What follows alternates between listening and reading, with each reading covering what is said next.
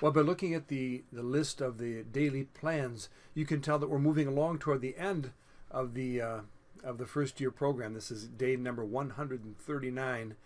And although we are about to enter a new unit, Unit 3, and we won't be able to complete it in the course of this first year, we'll continue with it in the second year. Nonetheless, we're going to move ahead.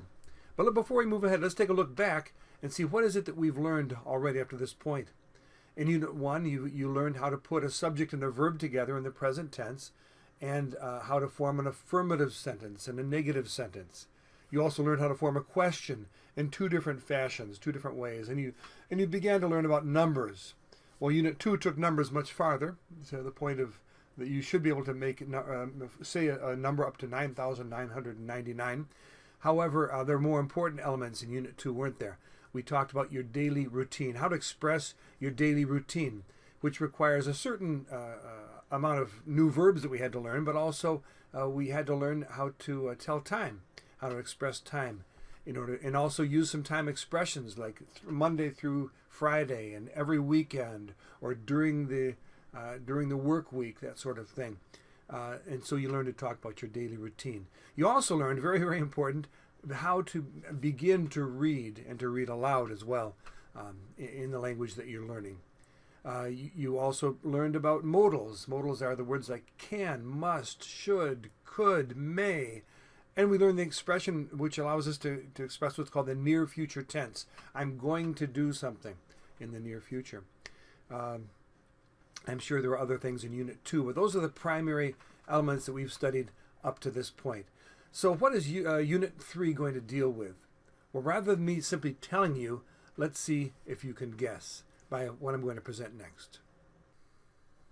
Well, you may or may not realize that I'm sure you recognize the man here on the right who's trying to avoid different things, but this fella on the left-hand side you may not recognize, but in actuality, and you can stop snickering now because I realize that usually the after pictures are supposed to look better than the before, but in this case, the ravages of time have not allowed that. The man on the left is I as well. This is on my wedding day, in fact. I was 28 years old. So over the course of the last 34 years, as of this point, what's changed? Well, back in those days, I was tall. I was a little over 6'5", and I'm still fairly tall, but I'm only 6'4" now. Shrinking, I'm afraid. I was also, as you can tell, quite thin. I was in good shape. And now the fact is I'm rather overweight, and so it's not quite the same. I had brown, wavy hair. In fact, when it was long, it was quite curly. Now I still have hair which is curly when it's long, but it's gray. What else can I tell you? I was pretty strong back then. I used to work in a cemetery, digging, in the summer months when I was in college, and usually it was flower beds. And so I was pretty strong back in those days, but now I have to admit I'm kind of weak, certainly compared to the way I was at that point. At this point, I felt really good. I was in great shape physically. I still played a lot of sports, and I was feeling good. Now my back hurts, my hip hurts, my knees hurt. There's been some deterioration, I'm afraid. Well, let's try and push past the issue of physical appearance, which is rather depressing, and let's talk about emotions, feelings. On this particular day, it was my wedding day. Of course, I was excited to be marrying such a fine person, a wonderful woman as I was. The kinds of things that made me happy back in those days was whenever I was involved in athletic competition. I love sports. I love competing. And so that's what made me happy. What made me sad would be when the sports teams from my local city, the Lions, the Tigers, the Red Wings, the Pistons, whenever they would lose. And unfortunately, especially with the Lions, it happened rather frequently. Now, what's changed now? Well, what makes me excited now is when I'm able to pay my bills. That's probably the most exciting thing that happens. I'm happy when my family is happy. And I'm sad when, I suppose when my family is sad, frankly. When someone in my family is not doing particularly well. What was I wearing on this day that I got married? Well, I was wearing, as you can see, a dark blue, almost say navy blue suit coat, a white shirt, a multicolored tie, navy blue pants, a black belt, and you can't see it, but I had black socks and black shoes on as well. And I was wearing contact lenses. In this day, this photo shoot, when I was presenting some of the different verbs that you needed to learn to talk about, I think it was interpersonal relationships in Unit 2, you can see that pretty much nothing is the same as far as what I'm wearing except for that black belt. I have on a red shirt, black pants. I do have black shoes and black socks on as well. I'm also wearing contact lenses in this particular picture. And I guess that's it. I don't have any jewelry on. I'm not wearing a watch, etc. And well, I think that probably gives you enough of an idea of what Unit 3 is about. Can you guess? No, it's not about encroaching old age. It's about talking about the physical description that we can give of a person. In fact, let me take you to the table of contents of you. In fact, not just physical description, but just a description of a person in general, right? Because I talked about emotions as well. So let me take you to the table of contents for Unit 3, and we'll take a look at the specific elements that we'll study in this unit.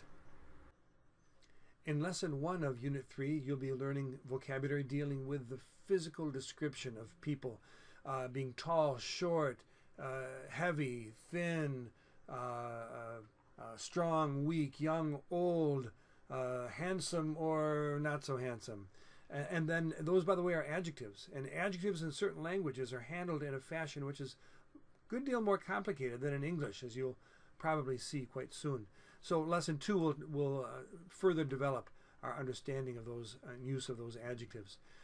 Lesson 3, these are adjectives dealing with emotions, feelings, such as being happy, sad, scared, excited. And Lesson 4 will also take that knowledge a little bit farther, or that our facility of use of those adjectives a little farther.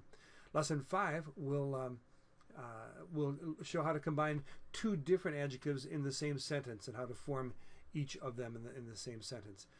Lesson 6, as you can probably tell, deals with clothing, what one is wearing, and 7 goes hand in hand with 6 because it presents color, and so you'll be able to talk about the color of the clothing that a person is wearing.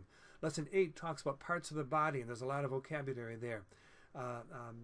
9 talks about physical condition or health, how a person is feeling physically at a certain time, like being hungry, being thirsty, being sick, having a cold, that sort of thing. Lessons 10 and 11, you've already dealt with the family tree, you might say, terms dealing with family relationships to some extent. You should know at this point how to say father, mother, sister, and brother, but these two lessons go a good deal farther with, for example, son-in-law, brother-in-law, father-in-law, etc. Lessons 12 and 13 also go back to a topic we've dealt with already, which are the polite common expressions such as hello, how are you, nice to meet you, what's your name, that sort of thing, but we'll add a few more as well. 14, we'll review the verb tenses learned up to this point with some modals thrown in. The verb tenses are simply the present simple tense, I speak, and the present progressive, I am speaking. Lessons 15, from 15 on, we'll be dealing with grammatical concepts and no longer really talking about the description of people specifically. 15 and 16 deal with possessive adjectives, my, your, his, her, our, your, their, how to use those. And you'll also see that that's a bit of a challenge in other languages other than English. 17, possessive pronouns, mine, yours, his, hers, ours, etc. 18 and 19 deal with demonstrative adjectives and demonstrative pronouns. So this, that, these, and those. So there's the content of Unit 3. And with no further ado, this is the appropriate moment for you to dive in to Lesson 1. And you're going to start to learn how to describe a person's physical appearance. I'll see you soon.